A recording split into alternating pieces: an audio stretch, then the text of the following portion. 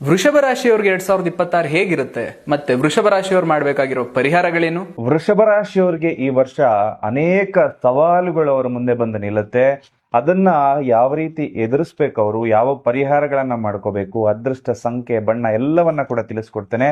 ಮೊದಲನೇದಾಗಿ ವೃಷಭ ರಾಶಿಯ ಪ್ರತಿಯೊಬ್ಬರಿಗೂ ಕೂಡ ಕಂಗ್ರ್ಯಾಚುಲೇಷನ್ಸ್ ಅಂತ ಹೇಳ್ತೀನಿ. ಯಾಕಂದ್ರೆ ನಿಮ್ಮ ವೃತ್ತಿ ಜೀವನ ಅಂದ್ರೆ ನೀವು ಕೆಲಸ ಕಾರ್ಯ ಏನ್ ಮಾಡ್ತಾ ಇದ್ದೀರಲ್ಲ, ಅದು ರಾಕೆಟ್ ಸ್ಪೀಡ್ ನಲ್ಲಿ ಈ ವರ್ಷ ಮೇಲಕ್ಕೆ ಹೋಗುತ್ತೆ.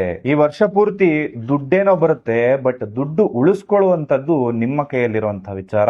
ಆದಷ್ಟು ದುಡ್ಡನ್ನ ಉಳಿಸ್ಕೊಳ್ಳಿ ಅಂತ ಈ ಮೂಲಕ ಹೇಳ್ತೇನೆ. ಇನ್ನು ಮದುವೆ ಆಗ್ತಾ ಇಲ್ಲ ಅಂತ ಯೋಚನೆ ಮಾಡ್ತಾ ಇರೋರಿಗೆ ಜೂನ್ ಅಥವಾ ಜುಲೈ ತಿಂಗಳಲ್ಲಿ ಕಂಕಣ ಭಾಗ್ಯ ಕೂಡಿ ಬರುವಂತಹ ಒಂದು ಲಕ್ಷಣ ಕೂಡ ಕಾಣ್ತಾ ಇದೆ. ವೃತ್ತಿಪರವಾಗಾದ್ರೂ ಸರಿ ಅಥವಾ ಏನೋ ಒಂದು ಕೆಲಸದ ಮೇಲಾದ್ರೂ ಒಂದಷ್ಟು ಓಡಾಟ, ಪ್ರಯಾಣ, ವಿದೇಶ ಪ್ರಯಾಣ ಯೋಗಗಳು ಕೂಡ ವೃಷಭ ರಾಶಿಯವರಿಗಿದೆ. ಇನ್ನು ಪ್ರೀತಿ ಪ್ರೇಮದಲ್ಲಿರುವಂತವರು ಮದುವೆ ಜೀವನದ ಬಗ್ಗೆ ಹೇಳ್ಬೇಕಂದ್ರೆ ಸ್ವಲ್ಪ ಒಂದಷ್ಟು ಮನಸ್ತಾಪಗಳು ಬರ್ಬೋದು. ನಿಮ್ಮ ಪಾರ್ಟ್ನರ್ ನ ಮನಸ್ಸನ್ನ ಅರ್ಥ ಮಾಡ್ಕೊಳ್ಳಿ. ಕೆಲವೊಂದು ಬಾರಿ ಅತಿಯಾದ ಆತ್ಮವಿಶ್ವಾಸದಿಂದ ನೀವು ಸಮಸ್ಯೆಗೆ ಸಿಗಾಕೊಳ್ತೀರಿ. ಹಾಗಾಗಿ ವೃಷಭ ರಾಶಿಯ ಪ್ರತಿಯೊಬ್ಬರು ಕೂಡ ಕಾನ್ಫಿಡೆನ್ಸ್ ಇರ್ಲಿ. ಈ ವರ್ಷ ಓವರ್ ಕಾನ್ಫಿಡೆನ್ಸ್ ಬೇಡ.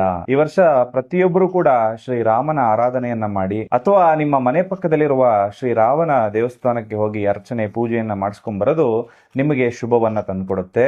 ಈ ವರ್ಷ ನಿಮ್ಮ ಅದೃಷ್ಟದ ಸಂಖ್ಯೆ 6 ಹಾಗೂ ಅದೃಷ್ಟದ ಬಣ್ಣ ತಿಳಿ ನೀಲಿ ಅಥವಾ ಬಿಳಿ ಬಣ್ಣ. ಇನ್ನು ವೃಷಭ ರಾಶಿಯವರ ಹಣಕಾಸಿನ ಸಮಸ್ಯೆ ಪರಿಹಾರ ಆಗ್ಲಿಕ್ಕೆ ವಿಶೇಷವಾಗಿ ಎಲ್ಲರೂ ಕೂಡ ಈ ಒಂದು ಧನಾಕರ್ಷಣಾ ಬ್ರೇಸ್ಲೆಟ್ ಅನ್ನ ಹಾಕೊಳ್ಳಿ.